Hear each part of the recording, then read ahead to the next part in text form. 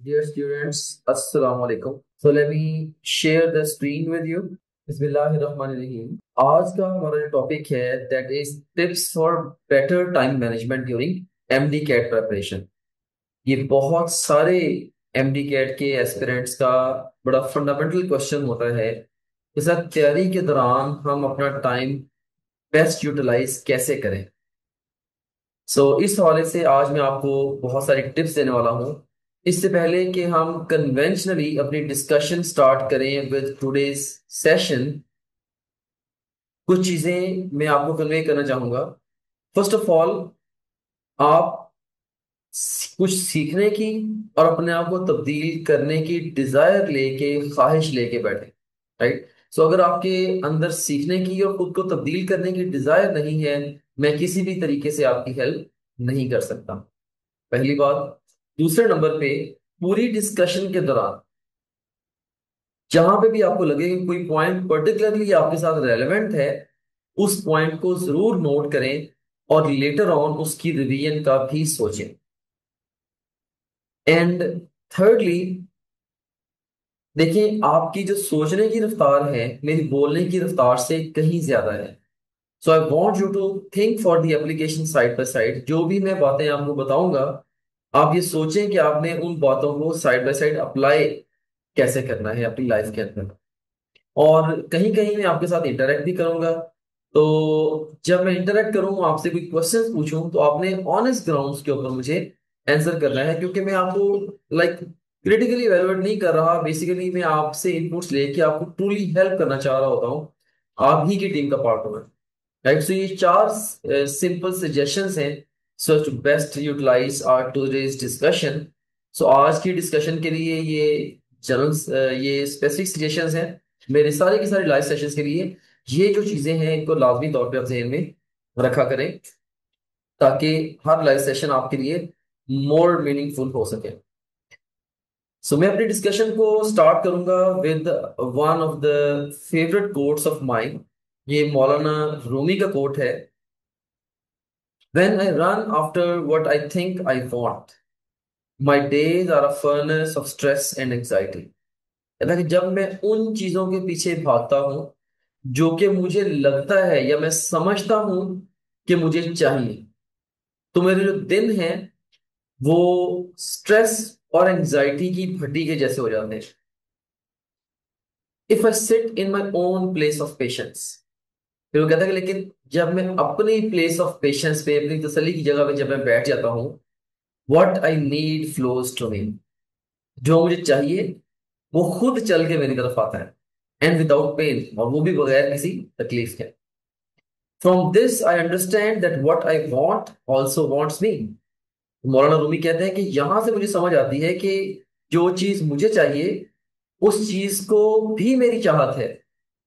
Is looking for me and attracting me. वो चीज भी मुझे ढूंढ रही है और मुझे अपनी तरफ अट्रैक्ट करने की कोशिश कर रही है। एंड पे इसको कंक्लूड करते हैं Maulana Rumi, there is a great secret here for anyone who can grasp it. इस कोड के अंदर बड़ा सीक्रेट है, अगर कोई भी इसको समझना चाहे, इसको ग्रैस्प करना चाहे। राइट। और राइट। सो आज के सेशन का हमारा जो मेजर ऑब्जेक्टिव है वो क्या है? That is to learn to manage the time in best possible way so as to bring the best out of you. कि मैंने आपको ये बताना है कि आपने अपने टाइम को बेस्ट यूटिलाइज कैसे करना है कि आप अपना अपना बेस्ट वर्जन बन सके। राइट। इसके ऊपर हमारी आज की सारी डिस्कशन है। आई नो आप लोगों के बहुत सारे क्वेश्चंस होंगे लाइव सेशंस में। हमारा जो कोर एम होता है वो अपने मेजर टॉपिक को कवर करना होता है। फिर सेकंड हाफ में मैं ओपनली क्वेश्चंस वेलकम कर देता हूँ, भले वो इस टॉपिक से एसोसिएटेड हो या इस टॉपिक से हट के हो। तो आप लोग प्लीज इस सीक्वेंस के साथ स्टिक कीजिएगा। अगर आप अपनी क्वेश्चंस पोस्ट करते भी जाएंगे चैट रूम में, शायद मैं उनको टाइमली आंसर नहीं कर पाऊंगा, क्योंकि मेरा जो मेन फोकस है अभी वो हमारी कोर डिस्कशन के ऊपर, एक और टॉपिक के ऊपर रहने वाला है। यहाँ पे एक क्वेश्चन मैं आपसे पूछता हूँ। अब इस क्वेश्चन को अगर आप रिस्पॉन्ड करना चाहें चैट में, वो रिस्पॉन्स पढ़ने में मैं जरूर इंटरेस्टेड हूँ। What is the single most important factor which will determine your success in entry test और लाइफ? कौन सा अहम तरीन फैक्टर है जो कि एंट्री टेस्ट में स्पेसिफिक और लाइफ में इन जनरल आपकी सक्सेस को डिटरमिन करेगा? तो आप इस क्वेश्चन को आंसर कर सकते हैं? सो स्टूडेंट ने कहा है जी कि अब्दुल्ला ने कहा है consistency. Okay, so this is a good answer. Time management and patience, discipline, regularity and punctuality, determination, consistency, focus. इसमें यहाँ पे मैं अ, वैसे अगर एक जनरल बात बताऊं तो ये एक रियल लाइफ स्टोरी ही है बेसिकली, कि एक दफा बिल गेट्स, जो कि उस वक्त का वर्ल्ड का रिचेस्ट पर्सन था, और वॉरेन बफे, जो कि उसका फ्रेंड भी था और वो सेकंड रिचेस्ट पर्सन था, ये दोनों एक ही सेरेमनी में यूएसए में मौजूद थे। तो बिल गेट्स ने दोनों को अलग अलग बिठा के और दोनों को पेन एंड पेपर दिए और उनसे ये कहा कि अपनी कामयाबी का जो राज है वो जस्ट एक लफ्ज में बताना है।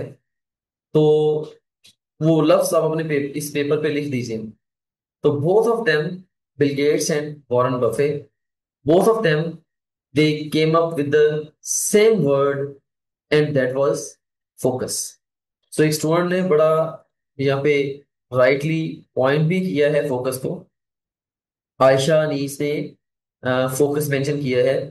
So मैं ये समझता हूँ कि फोकस जो है, लाइक ये बड़ी की थिंग है। सो मैं असल में ये पॉइंट जनरेट करना चाह रहा हूँ यहाँ पे, कि अब से लेके एग्जाम वाले दिन तक आपका जो फोकस है, like a laser beam on your entry test, on your MD CAT होना चाहिए। अगर आप फोकस नहीं है, अगर आपने एग्जाम को अपने ऊपर तारी नहीं किया हुआ, तो आप इस हाईली हाईली कंपेरेटिव एग्जाम में शायद सक्सेसफुल नहीं हो पाएंगे, क्योंकि कंपटीशन बहुत ज्यादा है। 200 में से, हर 200 में से सिर्फ एक बच्चे ने सिलेक्ट होना है। ये एक ग्रॉस एस्टिमेशन है। सो 200 में से वो एक स्पेशल बच्चा वही होगा जो एक्सट्रीमली एक्सट्रीमली फोकस्ड होगा। ऑलराइट, एंड ऑफ कोर्स जब आप फोकस करेंगे तो उसमें लाइक अल्टीमेटली आप अपने टाइम को बेस्ट यूटिलाइज करेंगे for sake of preparation of your exam. अब मेरे कहने के ऊपर अगर आप अपना बड़ा बेरहम होके, अपने आप के साथ डेड ऑनेस्ट होके अपना ऑडिट करें कि आपके 24 घंटे जाते हैं किधर, कितने घंटे आप सोते हैं, कितने घंटे आप इधर उधर की एक्टिविटीज में टाइम वेस्ट करते हैं, कितने घंटे की आपकी सेल्फ स्टडी है, वगैरह वगैरह व्हाट्सएवर, जो भी आपकी एक्टिविटीज हैं, आप कोशिश करें कि 2-3 दिन के लिए उनको क्रिटिकली ट्रैक करें और रिपोर्ट बनाएं। और इसमें जब ओवरऑल जो ऑब्जर्वेशन में आया है रिसर्च के जरिए, वो ये आया है कि जो स्टूडेंट्स होते हैं उनका 50 to 60% जो टाइम है उसको वो बोलते हैं कि non sense loss of time. अब नॉनसेंस लॉस ऑफ टाइम क्यों है? क्योंकि देखिए, एज स्टूडेंट्स आपका काम क्या है? या आप पढ़ें, या आप सोएं, या चलो आप एंजॉय ही कर लें। लेकिन 50 to 60% of the time students का ऐसा गुजरता है जिसमें ना वो पढ़ते हैं, ना वो सोते हैं, ना एंजॉय करते हैं। वो क्या करते हैं आपको खुद ही पता है, राइट? सो ऐसी फजूल एक्टिविटीज के अंदर अपना टाइम वेस्ट करते हैं। फॉर एग्जाम्पल, अपने पूरे रूम को नए सिरे से अरेंज करना शुरू कर दिया, ड्रेसेस पहन पहन के ट्राई करने शुरू कर दिए, डस्टबिन में चेक करना शुरू कर दिया कल मैंने इसके अंदर क्या फेंका था। Do silly things like that. TV का रिमोट पकड़ के उसके सामने बैठे रहे, कॉन्टिन्यूस चैनल चेंज कर करके बाद में रिमोट उठा के दीवार में मारा, उठ के कुछ और करने लग गए, right? So they keep on wasting time. So एक तो make your every moment count, that's incredibly important. ये बहुत ही अहम बात है कि आप अपने टाइम को भरपूर तरीके से गुजारें। अगर आप एंजॉय कर रहे हैं तो जम के एंजॉय करें। आप पढ़ रहे हैं तो फिर 100% फोकस के साथ पढ़ें। पढ़ते हुए खेल का सोचना और खेलते हुए पढ़ाई का सोचना दोनों के साथ जाती है, राइट? और फिर जब आप सो रहे हैं तो आप अपने आप को रिजुविनेट करें, रिवाइटलाइज करें, अपनी एनर्जीज को बहाल करें। अब बस आपका फोकस इस चीज पे होना चाहिए कि मैं एक अच्छी साउंड स्लीप लूं ताकि मैं नए मिशन के लिए दोबारा रेडी हूं, राइट? और बिला वजह टाइम को दाएं बाएं वेस्ट बिल्कुल भी ना करें। एनीवेज, तो मैं आपको ये सजेशन दे रहा हूं कि आप जब अपने टाइम का ऑडिट करेंगे, 24 घंटे आप जाते किधर हैं, तो आपके सामने बड़े सॉलिड हकायक आएंगे। उनको देखकर आप अपनी टाइम मैनेजमेंट को एडजस्ट कर सकते हैं। बहरहाल, मैं तो आपको कुछ टिप्स देने वाला हूं, और ये वो टिप्स हैं जिन्हें मैं खुद अप्लाई करता हूं। खासतौर पर जब मैं स्टूडेंट लाइफ में था, तब मैंने जो बेस्ट स्टूडेंट्स थे मेरे कॉलेज के, रामा इकबाल मेडिकल कॉलेज के, उनकी टाइम मैनेजमेंट की अप्रोचेस को मैंने देखा था, उनसे सीखा, और खुद कुछ ट्रायल एंड एरर से कुछ मेथड्स क्रैक किए, और कुछ मैंने रूल्स बनाए अपने टाइम को गुजारने के। और जब से मैंने इन रूल्स को फॉलो करना शुरू किया, ऑफ कोर्स मेरी प्रोडक्टिविटी सेवरल फोल्ड्स इंक्रीज हो गई। सो इसमें सबसे पहली जो टिप है वो ये है कि get rid of all the time wasters in your life. अब जितने भी टाइम वेस्टर्स हैं आपकी लाइफ के, उन सब से अपने छुटकारा हासिल करना। अब स्टूडेंट्स के, ये जेन जी के आप लोग बच्चे हैं, जो इनके जो मेजर टाइम वेस्टर्स हैं वो कौन से हैं? मेजर टाइम वेस्टर्स आप लोगों के हैं, जैसे सबसे पहले सोशल मीडिया का यूज। फेसबुक पे, या खास तौर पे बच्चे इंस्टाग्राम पे, टिकटॉक पे बहुत ज्यादा घंटों बैठे स्क्रॉल करते रहते हैं। मैंने ऐसे स्टूडेंट्स को ऑब्जर्व किया है, 4-6 घंटों का भी उन्हें पता ही नहीं चलता। सो अगर आप ऑडिट करें अपना, और आप देखें, या मे बी एप्लीकेशन की मदद से अपने सिर्फ मोबाइल फोन के ऑडिट कर लें कि आपने कितने आवर्स किस चीज पे लगाए हैं ऑन एन एवरेज, तो आपके बड़े क्लियर कट टाइम वेस्ट आपके सामने आ जाए। सो खुद से मोबाइल फोन एक बहुत बड़ी डिस्ट्रैक्शन है आप लोगों के लिए इस स्टेज के ऊपर। तो प्रेफरेबली आई वुड से कि मोबाइल फोन का जो यूसेज है, इसको आपको टाइम गैप करना चाहिए। मैं ये नहीं कह रहा बिल्कुल भी यूज ना करें, मे बी आप इसके लिए टाइम एलोकेट कर दें कि बस इस टाइम में मैंने मोबाइल फोन उठाना है।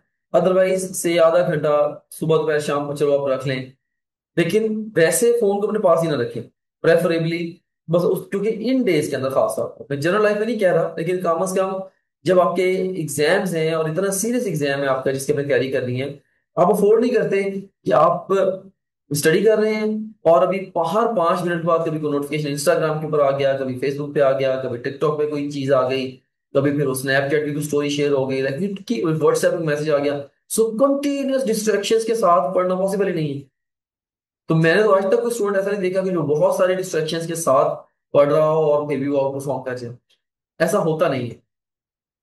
सो ये बहुत ही अहम है अपने सारे के सारे टाइम वेस्टर्स को आइडेंटिफाई करना, और फिर एक एक करके उनको नॉकआउट करना। ठीक है? सो ये सबसे पहली टिप है। एंड टिप नंबर 2 जो कि मैं देना चाहूंगा आपको regarding your time management, that is learn to prioritise, plan, monitor and execute. So एक तो यहाँ पे जो प्रायोरिटाइजेशन है वो बड़ी इंपॉर्टेंट है। देखिए, 2 साल का सिलेबस है, आपने तकरीबन 3 से 4 महीने में कवर करना है, और काफी ज्यादा डेप्थ में जाके कवर करना है। ठीक है? इसमें एफएससी में आप कह लेंगे रिलेटिवली सुपरफिशियली वो क्वेश्चंस पूछते हैं। एंट्री टेस्ट में काफी ज्यादा कॉन्सेप्चुअल क्वेश्चंस होते हैं। सो आपको बहुत ज्यादा डीपली जाना पड़ता है चीजों के अंदर।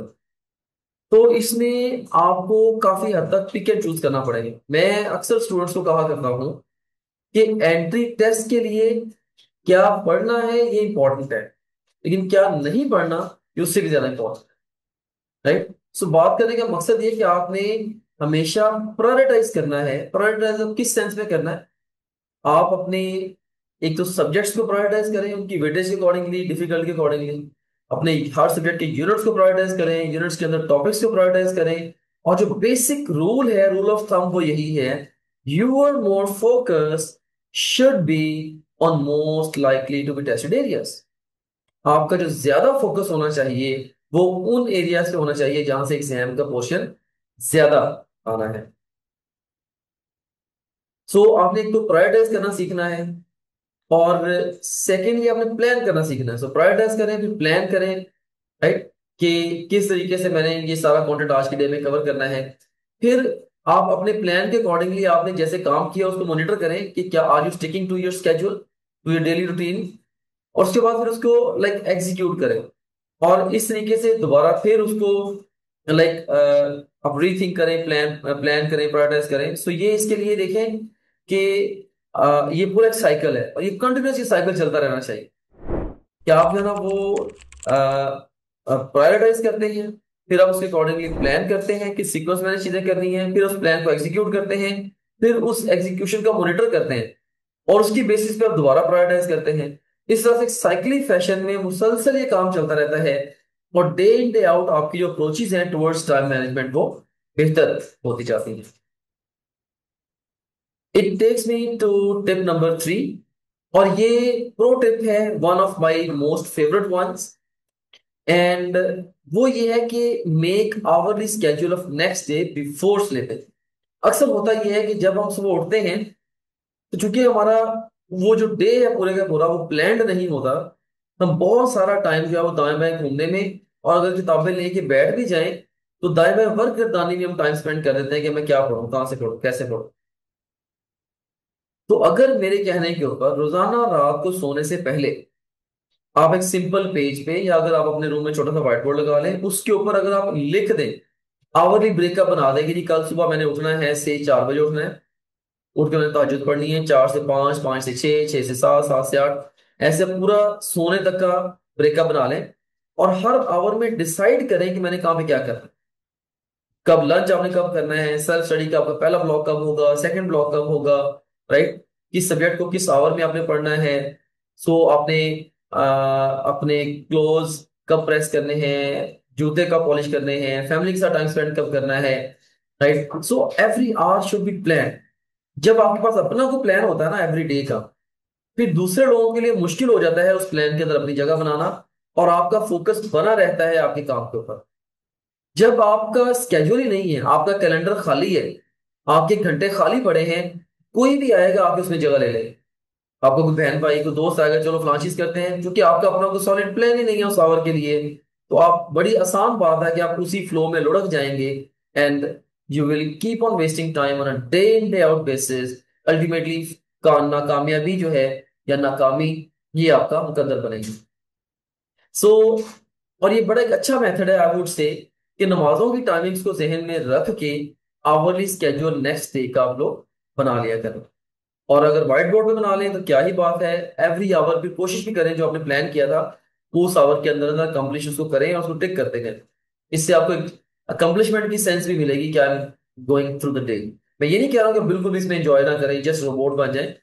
इंजॉयमेंट का टाइम भी रखें, सेल फोन यूज करने का टाइम भी रखें, टेलीविजन देखना है, फैमिली के साथ टाइम स्पेंड करना है, yes you can do that all, but it all has to be plan, right. So अगर आप प्लान नहीं कर पा रहे अपने डेज अच्छे, ठीक है, तो अल्टीमेटली फेलियर आपका मुकद्दर बनेगा। तो अब कह सकते हैं कि failing to plan is planning to fail. ठीक है, अगर आप प्लान करने में नाकाम होते हैं, नाकाम रहते हैं, तो बेसिकली आप नाकाम होने के लिए प्लान कर रहे हैं, अपना प्लान रेडी कर रहे हैं। सो ये थर्ड टिप थी। अब इससे पहले कि मैं आगे बढ़ूं, बहुत सारे बच्चों ने चैट रूम में मैसेजेस किए हुए हैं, तो मैं उन मैसेजेस को देख लूं जरा। तो ये स्टूडेंट ने कहा है कि मोहम्मद काशिफ ने, कि मोबाइल फोन नेसेसरी है फॉर स्टडी। बिल्कुल नेसेसरी हो सकता है, ऑफ कोर्स आप जैसे टॉपलेट्स ही पढ़ते हैं, लेकिन फिर आप उसमें कोशिश करें कि स्टडी वाली एप्लीकेशंस के ऊपर ही रहें। आप you go to YouTube in search of finding the answer to a question or maybe to understand a topic, and you end up buying shoes for yourself. So this is a bad idea, right? So फिर focus आपका study के ऊपर अगर रहता है, अगर आप ये मैनेज कर सकते हैं तो तो well and good, why not. और प्रेफरेबली आई वुड से कि मोबाइल फोन की बजाय अगर आप डेस्कटॉप ले लें, उसके ऊपर आपके आंखों पे असर भी कम पड़ेगा, आपका स्टेमिना भी बढ़ेगा, आप शायद ज्यादा अच्छे से काम कवर कर पाएंगे, और मोबाइल फोन की जो डिस्ट्रैक्शंस हैं उनसे भी आप बचे रहेंगे। ठीक है, ये भी सजेशन दिए, मोबाइल फोन पढ़ने के दौरान डू नॉट डिस्टर्ब का ऑप्शन लगा लें। बिल्कुल आप डू नॉट डिस्टर्ब का ऑप्शन लगा सकते हैं, उस दौरान मोबाइल आपको डिस्टर्ब नहीं करेगा, लेकिन मुझे 100% यकीन है आप मोबाइल को डिस्टर्ब करेंगे, क्योंकि आपने हर 5 मिनट बाद देखना है, अच्छा कोई नोटिफिकेशन तो नहीं आया, उसको डू नॉट डिस्टर्ब को ऑफ करके फिर आप चेक करेंगे जब आपके हाथ के नीचे पड़ा होगा। सो प्रेफरेबली डिस्टेंस पे ले जाएं, I think this would be a better approach. बाकी स्टूडेंट्स अभी क्वेश्चंस पूछे हैं जी, कि इस तरह रिवीजन का टाइम नहीं मिलता, सिलेबस करने में सारा टाइम लग जाता है, तो वो भूल जाता है। आपने बोला था you should not study the things which are not necessary, you can please tell us what things are not necessary. पहले वो मैं आपको भी लेटर ऑन उसके ऊपर भी हम डिस्कशन कर लेते हैं, हम अपनी अगर तो कोर डिस्कशन से भी एक दफा ना हटे। अब देखिए नॉन नेसेसरी क्या है, नॉन नेसेसरी, चलो मैं आपको एग्जांपल दे देता हूँ। से आप बायोलॉजी पढ़ रहे हैं, और आप ये भी कर सकते हैं, आप सोचेंगे यार एमडी कैट का जो क्वेश्चन बैंक है ये तो बनाया है पीएमडीसी ने, और पीएमडीसी ने सारे सूबों का इकट्ठा बनाया है। आप कहेंगे जी मैंने जो भी टॉपिक पढ़ना है, जो भी यूनिट पढ़ना है, मैंने चारों किताबों से पढ़ना है, ए लेवल की बुक भी मैंने पढ़नी है। सो ये नॉट नेसेसरी चीज आ गई नंद। इसी तरीके से आपने एक रिवीजन करनी है, आप रिवीजन के लिए आपने 6 किताबें रख ली, मैंने हर जगह से रिवीजन करनी है, अननेसेसरी चीजें आ गई। सो आपको बिल्कुल चूज ही होना पड़ेगा कि मैंने अपना टाइम कहाँ पे इन्वेस्ट कर, बहुत ज्यादा सेंसिबली आपको अपना टाइम इन्वेस्ट करना पड़ेगा। आपने ये देखना है कि कहाँ पे टाइम इन्वेस्ट करके मुझे मैक्सिमम रिटर्न मिलता है इन टर्म्स ऑफ प्रेपरेशन, वहीं पे अपना टाइम इन्वेस्ट करना है, अदरवाइज टाइम आपने इन्वेस्ट नहीं करना। So you have to be very choosy about your time management. MD CAT का सिलेबस कब शेयर होगा, ये उन्होंने कहा था मई के एंड पे। रिवीजन के लिए स्ट्रेटजी बता दें, रिवीजन के लिए स्ट्रेटजी का भी सना उम्मीद में आपको ये ऑफ ट्रैक एक कमेंट है, क्वेश्चन है। रिवीजन के लिए बाय द वे, अगर आप मेरा मेथड पढ़े ना, बुक रीडिंग का जो मेथड है जो मैंने वीडियो शेयर करवाई थी ग्रुप में, आप वो सुने। उसके अंदर क्विक रिवीजन का मेथड मैंने ऑटोमेटिकली इंट्रोड्यूस किया हुआ, तो वो जबरदस्त मेथड है जिसके जरिए आप क्विक रिवीजन कर सकते हैं। सेकेंडली, जो टॉप ग्रेड की स्लाइड्स हैं, they are also an amazing tool for the rapid revision of the syllabus. Self study को 15 आवर्स देने चाहिए, मस्ट है। Of course I would say 12 से 14 घंटे तो मिनिमम देने ही चाहिए। अच्छा, ये राना वकास ने कहा कि आपने बुक रीडिंग मेथड बताया, उसमें बहुत सारा टाइम लगेगा, उस हिसाब से टॉप ग्रेड वाला 2 दिन स्केड्यूल फॉलो नहीं हो पाएगा। ये शुरू शुरू में आपको लगेगा कैसे, जैसे मैंने वीडियो में भी बताया हुआ है कि शुरू शुरू में लगेगा यही तो खुद से मेथड इतना ज्यादा टाइम लेती है, लेकिन जब आपको 2 4 6 टॉपिक उस मेथड के थ्रू तैयार कर लेंगे ना, फिर आपके रिफ्लेक्सेस में वो चीज आ जाएगी, आप वो मेथड ऑटोमेटिकली अप्लाई कर रहे होंगे और सोच भी नहीं रहे होंगे। बिल्कुल ऐसे जैसे नई नई गाड़ी ड्राइव करनी सीखते हैं, आपको इतना ज्यादा सोचना पड़ता है। फिर जब आप गाड़ी चलाते हो, आपको हफ्ता 10 दिन गुजर जाते हैं, आप सोचे समझे बगैर ही गाड़ी स्टार्ट करते हैं, रास्ते का भी नहीं सोचते और अपने डेस्टिनेशन पे पहुंच जाते हैं। इसके कहते हैं चीज का रिफ्लेक्सिव में आ जाता, तो वो आपके रिफ्लेक्सिव में आ जाएगी बुक रीडिंग उस मेथड से, जो मेथड आपको मैंने बताया है। देखिए, एक है अपने आप को खुश करने के लिए पढ़ना, एक है इम्तिहान की तैयारी के लिए पढ़ना। तो इम्तिहान की तैयारी के लिए जो रिक्वायरमेंट फुलफिल कैसे होनी है वो मैंने आपको बता दिया, ठीक है। और उसमें शुरू में course I would say slow is fast and fast is slow. आप स्लो जा रहे हैं लेकिन बहुत अच्छे तरीके से जा रहे हैं, आगे जाके अपने मोमेंटम गेन कर रहे हैं। शुरू से आप बहुत ज्यादा मोमेंटम गेन कर लें लेकिन कुछ भी आपके पल्ले नहीं पड़ रहा, इसका फायदा नहीं है। सो इमरान ने पूछा जी कि I join top grade, how should I use top grade academy for MD CAT preparation. मैं आपको अब बताना चाहूंगा कि मैं डेली बेस पे लाइव सेशन ले रहा हूँ। मैंने अभी तक ये आज का मेरा चौथा लाइव सेशन है, 2 रिकॉर्डेड सेशन मैंने दिए हैं। टेक्निकली छठा दिन है मेरा बच्चों से इंटरेक्शन का, डायरेक्टली और इनडायरेक्टली। तो ये यूट्यूब पे प्लेलिस्ट भी अवेलेबल है, वहां पे जाके आप हर लाइव सेशन को सुने। उसमें मैंने कंप्लीट गाइड किया हुआ है कैसे जाना है आपने इसके थ्रू। एमडी कैट में कितना टाइम है और कब होगा, एमडी कैट 21 या 28 सितंबर को एक्सपेक्टेड है, तो रफली 3.5 4 महीने हैं अभी इसमें। अक्सर ने क्वेश्चन पूछा है कि हम सिर्फ वो टॉपिक पढ़े जो सिलेबस में है या जो सिलेबस में नहीं है उनको भी देखें। सिर्फ सिलेबस वाले टॉपिक पढ़ने हैं, बाकी पढ़ने की जरूरत नहीं है, कि हमने जो सारे ही बोर्ड्स को देखा है, then we have to study all 4 books. ये सबसे सिली बात है जो बच्चे करते हैं कि मैंने सारी किताबें पढ़नी है। नो, आपने अपने प्रोविंस की किताबें पढ़नी है, आपके पास इतना टाइम ही नहीं है। अगर आपने सारी किताबें पढ़नी है, आपका सिर्फ एक सब्जेक्ट तैयार होगा, सिर्फ आपकी अपनी text book and top grade है।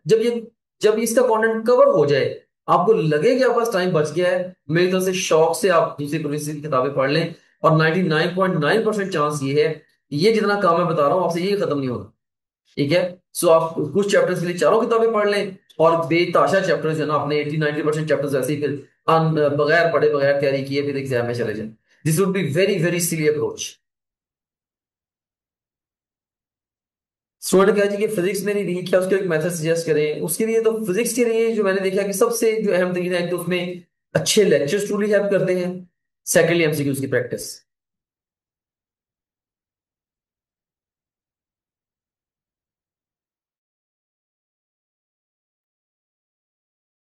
चाहिए सोनिया अफराज ने क्वेश्चन पूछा कि हम कैसे पता चलेगा कहाँ टाइम इन्वेस्ट करना है पढ़ने के लिए। देखिए कि अल्टीमेटली देखिए कि आप डेली बेस, मैंने आपको पहले एक मेथड सिखाया था टॉपिक्स को प्रायोरिटाइज करने का, यूनिट्स को प्रायोरिटाइज करने का, हाई मीडियम लो की शक्ल में। और डिफिकल्टी वाइज भी और इंपॉर्टेंस वाइज भी। तो ये भी मेरा लाइव सेशन ऑफ पूरे को सुने, उसमें मैंने बड़ा अच्छे तरीके से समझाया है कि आपने कैसे प्रायोरिटाइज करना है अपने टॉपिक्स। एक चैप्टर है, उसमें 10 टॉपिक्स हैं। 3 टॉपिक्स में से बहुत ज्यादा बार बार क्वेश्चंस आते हैं। 2 टॉपिक्स ऐसे हैं जहां से कभी कभार क्वेश्चंस आते हैं, और बाकी 5 टॉपिक्स ऐसे हैं जहां से कभी कोई क्वेश्चन नहीं आया। अब सबको इक्वल टाइम तो नहीं दे सकते, आपने डिफरेंट टॉपिक्स को डिफरेंट टाइम देना है। तो जहां से पेपर ज्यादा आना है ना, या जहां से क्वेश्चंस के आने के चांसेस ज्यादा है, वहां पे हमें टाइम ज्यादा इन्वेस्ट करना है। और आपको कैसे पता चलेगा कि कहाँ से क्वेश्चंस के आने के चांसेस ज्यादा हैं? वो आपको टॉपरेट ऐप से पता चलेगा, क्योंकि पास क्वेश्चंस का रिलेटिव काउंट वहां पे आ रहा होता है। प्लस हमने टैग्स भी लगाए हुए हैं जिसके थ्रू आपको इंपॉर्टेंस का पता चल जाता है। ये जमाम जमान उस्मान ने कहा है, क्या एमडी कैट सब बुक से प्रिपेयर होगा? नो, आपकी अपनी प्रोविंस की बुक से। Best method of book reading बच्चे, ये मैंने एक वीडियो शेयर करवाई है आप लोगों के साथ ग्रुप में, SQ3RT मेथड, जैसे काशिफ ने बता भी दी है। उस मेथड को आप लोग जरूर उस वीडियो को देखें, उस मेथड को अप्लाई करें। अच्छा, बाय द वे, जिन बच्चों ने वो वीडियो देखी है उसके ऊपर अपने कमेंट तो दें कि आपको वो मेथड कैसा लगा है मेरा। एमडीकेट नेशनल होगा, प्रोविंशियल? एमडीकेट प्रोविंशियल ही होगा। हर प्रोविंस पीएमडीसी के प्रोवाइडेड क्वेश्चन बैंक में से टेस्ट क्रिएट करेगा, और हर प्रोविंस की ही एजेंसी आपसे टेस्ट लेगी।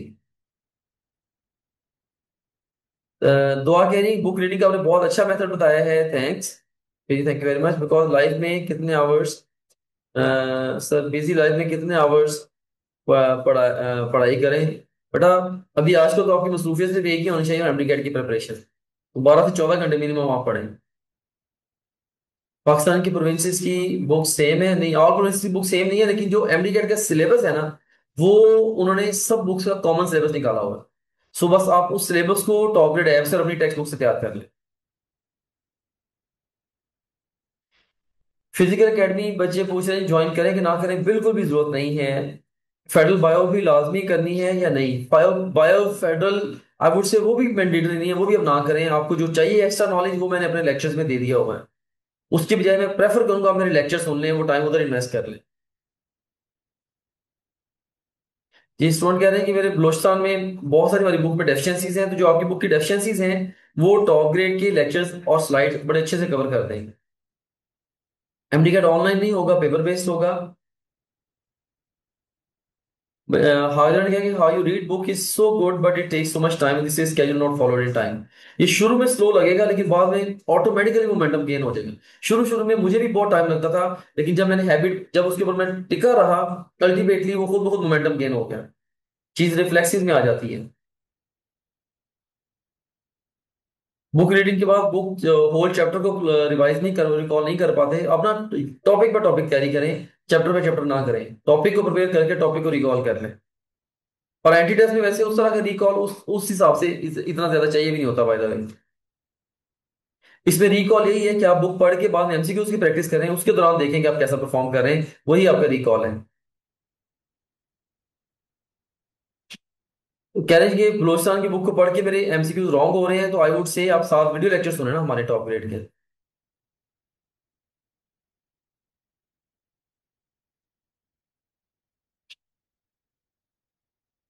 मलाइका पूछ रही है क्वेश्चन अगर किसी और प्रोविंस की बुक से आगे, देखिए बेटा ये जो क्वेश्चंस है ना, ये क्योंकि सिलेबस सेम है, वो सिमिलर, वो ऐसे वही क्वेश्चंस आएंगे जिनका आंसर आपकी बुक में होगा।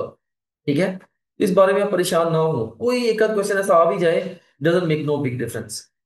आपके 99% क्वेश्चन वही आने हैं जिनका आंसर आपकी टेक्स्ट बुक के अंदर मौजूद है। साइंसिस की बात कर रहा हूँ।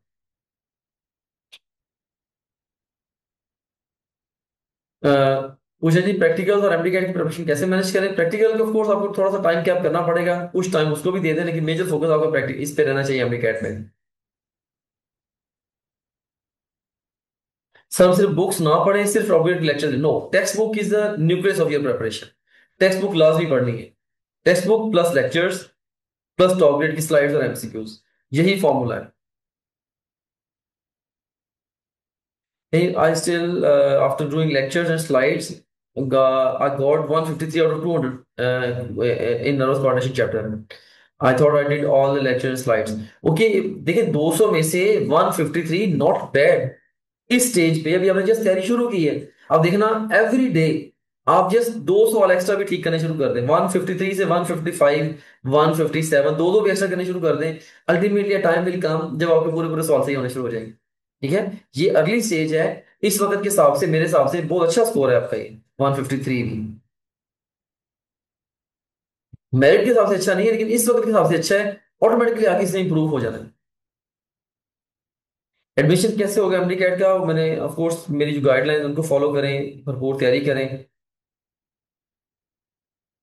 फर्स्ट ईयर के इंप्रूवमेंट के एग्जाम हो रहे हैं, तब मैं स्टार्ट करूं 6 जून से। यस ऑफ कोर्स, अगर फर्स्ट ईयर आपकी चल रही है, उसको तो प्रायोरिटाइज आपको करना ही पड़ेगा। सो लास्ट ईयर 2-3 एमसीक्यूज उन टॉपिक से थे जो सिलेबस का पार्ट नहीं थे। तो देखिए, अगर ये सोच के आप तैयारी करें, तो आप सारे की सारे प्रोविंसेस की सारी किताबें पढ़नी शुरू कर दें। अब 2-3 एमसीक्यूज के लिए, वो भी जो चांस है, वो भी नहीं पता कहाँ से आने हैं। तो क्या ये लॉजिकल अप्रोच होगी? आप खुद बताएं, एब्सोल्युटली नॉट। तो आप अपनी टेक्स्ट बुक को ही पढ़ें, वही आपकी बेस्ट बेट है। सर ड्यूरिंग स्टडी फोकस नहीं कर पा रहा, कोई सजेशन दें प्लीज। अब ये तो आपको डायग्नोस करना पड़ेगा कि आप क्यों नहीं फोकस कर पा रहे हैं। ओके, चलें, ठीक है जी। तो बच्चे ने कहा जी, कि अनाबिया ने कहा कि मेरे 11-12 मार्क्स हैं आउट ऑफ 1200, क्या मुझे इंप्रूवमेंट करनी चाहिए? हाँ, कुछ सब्जेक्ट्स आप इंप्रूव कर लें जहां से आपको लगता है कि आपका स्कोर ऐड हो सकता है, आपको हेल्प मिलेगी। चलिए जी, अब हम आगे बढ़ते हैं अगली टिप की तरफ, टिप नंबर 4 की तरफ। और ये भी बड़ी जबरदस्त टिप है कि आपने अपना डे अर्ली स्टार्ट करना है। बहुत सारे बच्चे क्या करते हैं, उठ के 9-10 बजे उठते हैं। लाइक उठते ही जब 9-10 बजे हैं, तो डे का जो मोस्ट वैल्यूबल टाइम था वो गुजार चुके होते हैं। तो देखिए, 5 बजे दिन चढ़ जाता है। अगर आप 10 बजे उठे हैं, तो 5 घंटे आपकी गए। तो मैं तो ये कहूंगा कि जो बेस्ट टाइम है ना, बेस्ट टाइम आपका, जिस टाइम में आप मुकम्मल तौर पे अपने आप को ऑर्गेनाइज करके पढ़ें, वो है तहज्जुद से लेके जोर तक। तहज्जुद के वक्त उठे, 3:30-4 बजे उठ जाएं, और उसके बाद फिर फजर पढ़ें, ब्रेकफास्ट करें, फिर कंटिन्यूस पढ़ते रहें जोहर तक। ये इतना इनफ टाइम है। बहुत सारे लोग जो हैं वो जोहर के बाद शायद तैयारी डे स्टार्ट करेंगे, और तब तक आपने अपना डे का मैक्सिमम काम कर लिया होगा। उसके बाद फिर आप लंच करें, रेस्ट करें, फिर कोई और सब्जेक्ट्स जो आपका मन चाहे कि वो उनके ऊपर फोकस कर लें, फैमिली को टाइम दे लें, टेलीविजन वगैरह देख लें, मोबाइल फोन थोड़ा बहुत यूज कर लें। लेकिन फजर से जोहर का जो टाइम है ना, इस टाइम में आपका लेजर बीम फोकस अगर हम इसके ऊपर कर रहे हैं। देखिए, फजर से जोहर तक कितना टाइम बनता है? अगर मैं, या ताजु से जोहर तक 4 बजे अगर उठे, 4 से 6, 6 से 12, 8 घंटे, 9, तकरीबन अगर 1:30 बजे जमात होती है, तो अब उससे 9.5 घंटे का टाइम बनता है। इसमें अब 1 घंटा माइनस भी कर दें, तो 8.5 घंटे। 1 घंटा माइनस कर दें नाश्ता वगैरह के लिए, दिस दैट। तो 8.5 घंटे की जो सेल्फ स्टडी है, देखें आपकी यहीं पे होगी। और बाकी ओनली 4 आवर्स आपने मजीद सेल्फ स्टडी करनी है। और कोशिश करें कि वो भी आप कर लें जैसे ही आपको बाकी रिमेनिंग डे में टाइम मिलता है। And then you should sleep early. जल्दी सो जाएं, 9 बजे सो जाएं, ताकि सुबह आपने दोबारा फिर 4 बजे उठ जाना है। ओके। फिर टिप नंबर 5 है, start your day with the most challenging task of the day. So अच्छा, ये भी बच्चे पूछते हैं कि लाइक हम कैसे डे को स्पेंड करें। देखिए, फर्स्ट करें कि आपने ये देखा यार, कल मैंने फिजिक्स का ये पढ़ना है, बायो का ये, केमिस्ट्री का ये। अब हम ये देखेंगे कि वो जितना कुछ भी आपने पढ़ना है, कौन से सब्जेक्ट का टॉपिक आपके लिए मुश्किल तरीन है, आप उसको प्रायोरिटाइज कर लें। सबसे पहले वो करेंगे, फिर सेकंड मोस्ट डिफिकल्ट, फिर थर्ड मोस्ट डिफिकल्ट। इस सीक्वेंस में हमें जाना है। आसान तरीन को अपने डे के एंड पे रखना है। जैसे कि बच्चों को यूजुअली फिजिक्स मुश्किल लगती है, पहले आप फिजिक्स कर लें, फिर केमिस्ट्री कर लें, फिर आप जो है ना वो थोड़ा सा टाइम दे लें से इंग्लिश और लॉजिकल रीजनिंग को, लास्ट में बायोलॉजी कर लें। अक्सर बच्चों को आसान लगती है। सो मुश्किल से आसान की तरफ आपने लेके जाना है अपने सब्जेक्ट्स को। तो ये बड़ी एक अहम बात है। एंड जो इजिएस्ट टास्क हैं, जैसे शूज पॉलिश करना, अपने क्लोथ्स इस्त्री करना वगैरह, ये जस्ट सोने से जस्ट पहले करने हैं। देखिए, जब आप सोते हैं ना ओवरनाइट, तो आपका जो आपके न्यूरो ट्रांसमीटर ब्रेन में वो रीजनरेट हो जाते हैं, और आपका ब्रेन एक बड़े अच्छे वर्किंग मोड में होता है। मैंने देखा कि बड़ी दफा अगर थॉट में क्लैरिटी ना आ रही हो, या कोई मुश्किल तरीन चीज मैंने सीखनी है, मैं अगर उसको ना सीख पा रहा हूँ, तो मैं उसको फजर के फौरी बाद पढ़ने की कोशिश करता हूँ। तो उससे it works, it almost always it works. क्यों? क्योंकि उस वक्त माइंड हमारा बहुत फ्रेश होता है। हम क्या करते हैं, हम उस फ्रेश माइंड ओवरनाइट रिफ्रेश हुआ है, वो चाह रहा है मुझे कोई बड़ा मिशन दिया जाए। हम उसको मिशन क्या दे देते हैं, चलो जी शूज पॉलिश करो, या कपड़े इस्त्री करो, या इस तरह की कोई कोई छोटा मोटा कोई हाउस चोर, हम उसके ऊपर लग जाते हैं। और इतना जो वैल्यूबल टाइम है, जो हमारा बेस्ट टाइम है, वो हमारी लीस्ट इंपॉर्टेंट एक्टिविटीज पे चला जाता है। So this is not a good idea at all. So इस तरह के जो काम है, बिल्कुल सारे के सारे डे के एंड पे लेके जाएं। तो डे एंड, जब जब आप डे को क्लोज करें, आप सारे अगले डे के हिसाब से ये छोटे छोटे टास्क आपको मुकम्मल होने चाहिए, ताकि सुबह उठते साथ ही स्ट्रेट अवे बस आप नमाज पढ़ें और आपकी तैयारी शुरू हो जाए। That's it. टिप नंबर 7 है when ever any task taking abnormally longer time ask for help from someone. याद रखिए कि जब भी कोई भी टास्क एबनॉर्मली लॉन्ग टाइम ले लेना, एक एक टॉपिक पढ़ने में आपको 2 2 3 3 घंटे जा रहे हैं, लाइक बहुत ही एबनॉर्मल टाइम लग रहा है, इसका 99.9% चांस ये है कि आपका तरीका गलत है। फिर आप उस चीज में किसी सीनियर की हेल्प लें और अपने तरीके को रिवाइज करें, रिविजिट करें। टिप नंबर 8 है don't let anybody disturb your daily schedule, learn to say no. अब बहुत सारे स्टूडेंट्स को जो है ना वो एनजीएस होता है। एनजीएस क्या है? नाइस गाय सिंड्रोम या नाइस गर्ल सिंड्रोम, कि वो ना किसी को इनकार नहीं कर पाते बेचारे। हाँ जी चलो जी, मेरे साथ सहेली की फोन आ गया जी, मेरे साथ फोन पे बातें करो, हमने ये चीज डिस्कस करनी है, या शॉपिंग पे जाना है आज, या लड़के को कह रहा है जी आज हमने क्रिकेट खेलने जाना है। ठीक है, तो अब आप कहते हो, आपको पता भी है कि मेरा काम इंपॉर्टेंट है, बट स्टिल आप उसको ना ही नहीं कर पाते भाई। आप जो है ना, लाइक आपके लिए आपकी जो जो प्रायोरिटी है वो बड़ी क्लियर आपके माइंड में। इन डेज के अंदर ये सेंसिटिव डेज है आपके, और इसका इम्पैक्ट आपकी पूरी लाइफ के ऊपर आना है, तो आपको ना कहना सीखना चाहिए। ठीक है, आपको पता है कि मेरे स्केड्यूल के अंदर ये स्टडी टाइम है, उस स्टडी टाइम में जो मर्जी आ जाए उसको सीधा बता दे, भाई मेरा ये स्टडी टाइम चल रहा है, फलाना टाइम पे फ्री होऊंगा, उस अगर टाइम लेना तो ले लेना, अदरवाइज नो, स्ट्रेट नो।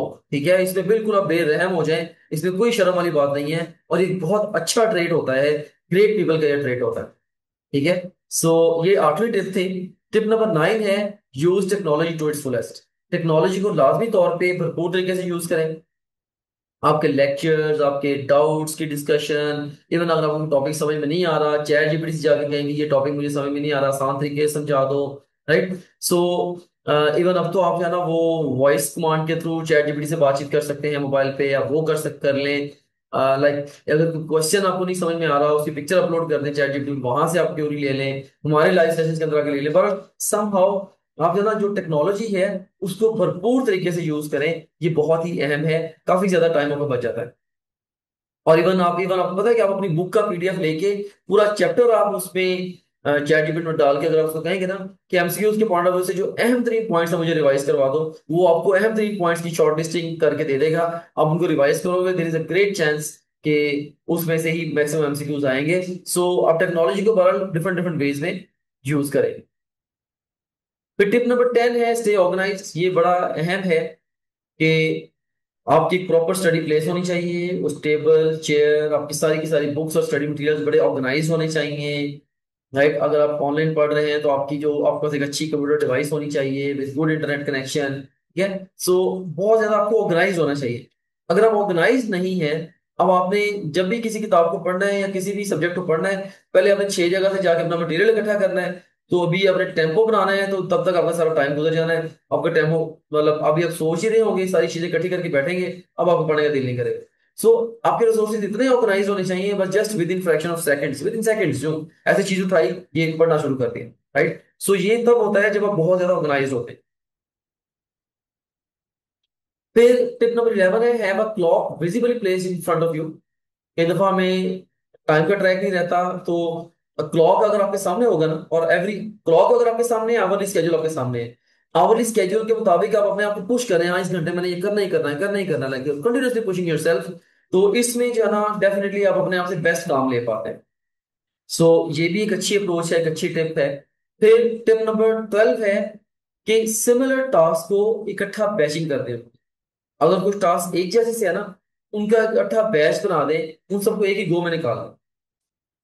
ठीक है, तो ये भी एक बड़ी अच्छी अप्रोच होती है। फॉर एग्जांपल जैसे आपका जितना भी स्टफ आपने पढ़ा है पहली रीडिंग में, फिजिक्स केमिस्ट्री बायो इंग्लिश जो भी है, आप उसकी जो जो रीडिंग और अंडरस्टैंडिंग वाला काम एक दफा कर लें। अब सारी की सारी क्रैमिंग वाला काम है, बैच पूरा क्रैमेबल कंटेंट का को ब्रैकेट आउट कर लें, उसको एक ही बैच में बना के रख के उसको इकट्ठा क्रैम कर लें। ठीक है, सो एमसीक्यूज की प्रैक्टिस आप चाहें तो आप इकट्ठी बैचिंग कर सकते हैं सारे सारे सब्जेक्ट्स की, कंटिन्यूस गो में आप एमसीक्यूज की प्रैक्टिस करते जाएं, वो तो खैर जैसे भी आपको सूट करे। जो जो लाइफ से रिलेटेड जो टास्क हैं, लाइफ मैनेजमेंट से रिलेटेड टास्क हैं, जूते कपड़े वगैरह ये होते सेट, इन सबको भी इकट्ठा ग्रुप कर दें। ठीक है, कि सो सिमिलर टास्क को अगर आप आपस में बैच करके करेंगे, इससे भी आप काफी ज्यादा इफेक्टिव हो जाते हैं टाइम मैनेजमेंट के अंदर। एंड ये टिप नंबर 13 जो है, ये बड़ी बड़ी अहम टिप है, मेरी बड़ी फेवरेट टिप भी है, कि लर्न टू स्टे एब्सोल्युटली काम एंड कूल। अब बच्चे ना, पता नहीं, बच्चों को गुस्सा बहुत आता है, मुझे ये चीज की बड़ी हैरानी है, all the time they are so much annoyed, वो ज्यादा गुस्से में रहते हैं। और जो गुस्से वाला माइंड होता है ऑफ कोर्स वो फिर प्रोडक्टिव माइंड नहीं होता। जैसे अगर कोई पंजाबी फिल्म देखे ना, तो उसमें फिल्म के हीरो से लेके घोड़े तक सबको गुस्सा ही आ रहा होता है। और हमारे जो बच्चे हैं, जिस मर्जी बच्चे से डिस्कशन, थोड़ी सी डिस्कशन करके देखें, जगह जगह पे वो फ्रस्ट्रेट हुआ होता है। ठीक है। सो भाई एक काम एंड कूल माइंड जो है ना, वो प्रोडक्टिव माइंड होता है, वही कुछ रिमार्केबल अचीव कर पाता है।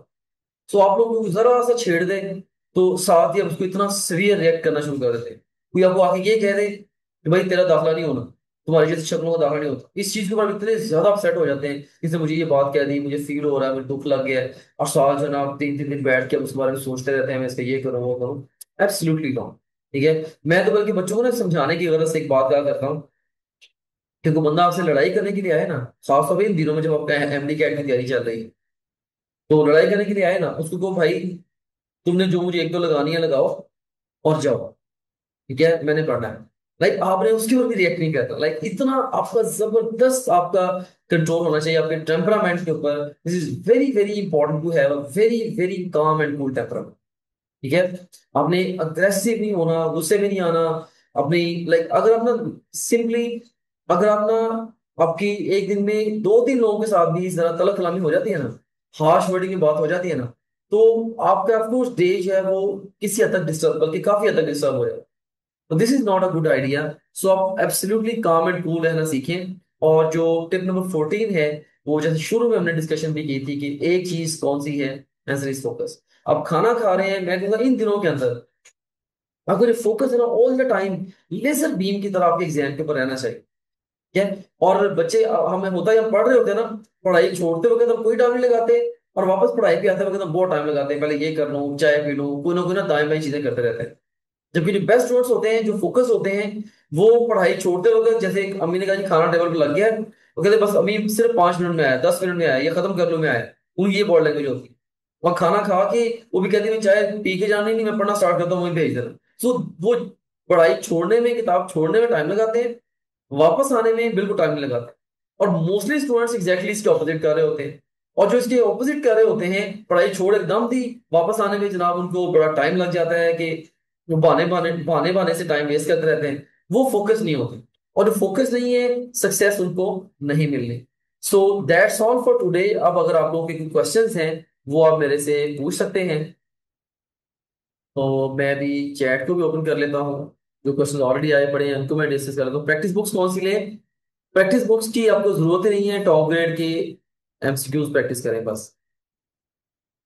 अनाबे ने पूछा कि मेरे 11 12 मार्क्स हैं तो रिपीट करूं? यस, आप रिपीट कर सकती हो।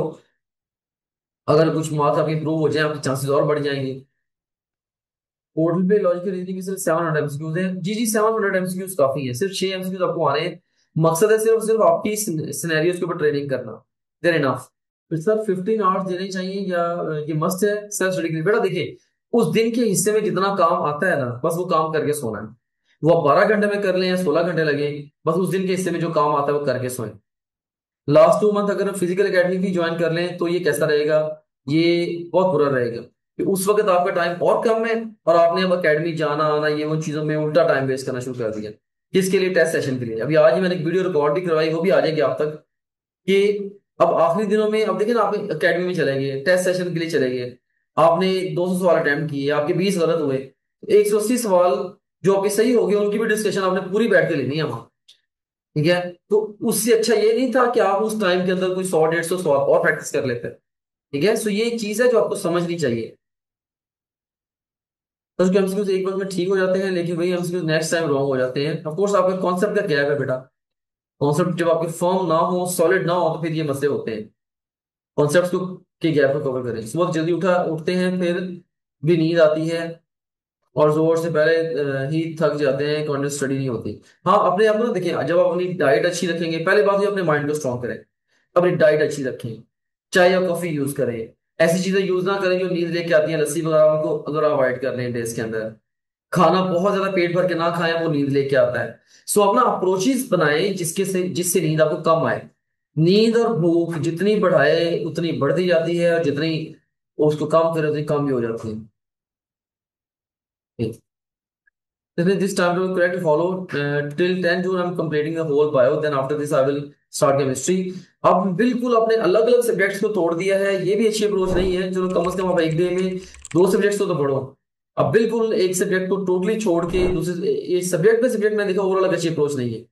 कोशिश आप ये करो कि कम से कम डेली बेसिस पे ना आप अगर आपके टोटल 5 सब्जेक्ट्स हैं उसमें से एक दिन 3 और एक दिन 2 सब्जेक्ट्स पढ़ो, ऑल्टरनेट डेज पे ऐसे कवर करते जाओ, ये ज्यादा बेहतर अप्रोच है। सर मैं नाइट स्टडी करती हूँ 12 बजे से सुबह 5 बजे तक। इस दौरान तहज्जुद और सुबह की नमाज पढ़ने बस होती है। सिर्फ 12 से 5 तक आपने पढ़ना होता है, ये तो टाइम ही बड़ा थोड़ा है। दुआ। फिर अगले दिन वो कह रही है कि मैं 3 बजे से 7 बजे तक पढ़ती हूँ। नहीं, आप ना कोशिश करो कि नेचर के अगेंस्ट ना जाओ। ठीक है, नेचर के अगेंस्ट कोशिश करो कि ना जाओ। फिर भी अगर आप ऐसे ही हो तो फिर अपना सेल्फ स्टडी का टाइम जरा और बढ़ाओ, सेल्फ स्टडी का टाइम थोड़ा है आपका। ओके। ठीक है जी। वो नदी आफरीन ने कहा है कि राइट गुस्सा बहुत आता है। तो डेफिनेटली दिस इज समथिंग कि मुझे पता है ना, बच्चे लाइक काफी ज्यादा वो रहते हैं, हाइपर रहते हैं। एक तो एग्जाम की वजह से वैसे फ्रस्ट्रेटेड होते हैं। ओके। उसके बाद फिर सर उनको लगेगा सर उनको लगा लेंगे। सर माइंड शांत हो तो बेस्ट स्टडी हो सकती है डेफिनेटली। सर 80-85% एग्रीड इनफ है प्राइवेट एमबीएस और बीडीएस। यस, तकरीबन अगर आप 85% प्लस ले लेते हो हो ही जाता है आपका एडमिशन। सर किस टाइम स्टडी बेस्ट है, मैंने आपको ऑलरेडी बता दिया है, शायान ताजुद से जोहर तक बेस्ट टाइम। कितने मार्क्स जरूरी हैं एडमिशन के लिए? I would say 95% public sector में। एमरीकेट टेस्ट का एडमिशन फिजिकली दिया जाता है या सिर्फ ऑनलाइन रजिस्ट्रेशन होती है? ऑनलाइन रजिस्ट्रेशन होती है। Answer the wrong MCQs are all from the topics not included in the books and in your lectures। मुझे ना आपके क्वेश्चन की समझ नहीं आ रही है, क्या कह रहे हो? जैसे पहले वीडियो में बताया कि 40 डेज लेक्चर लें तो इसके बाद लेक्चर नहीं लेने। हाँ, उसके बाद लेक्चर नहीं लेने, पहले 40 दिन बाद लेक्चर लेने, फिर आपने सिर्फ एमसीक्यू की प्रैक्टिस करनी है। एमरीकेट की कंडक्शन डेट अब्दुल्ला ये है 21 या 28 सितंबर। उनकी डिस्ट्रीब्यूशन क्या है? जो एस्टिमेटेड डिस्ट्रीब्यूशन है हमने ऑलरेडी अपने एफएलपी सेट कर दी है। 60 50 50 14 और 6।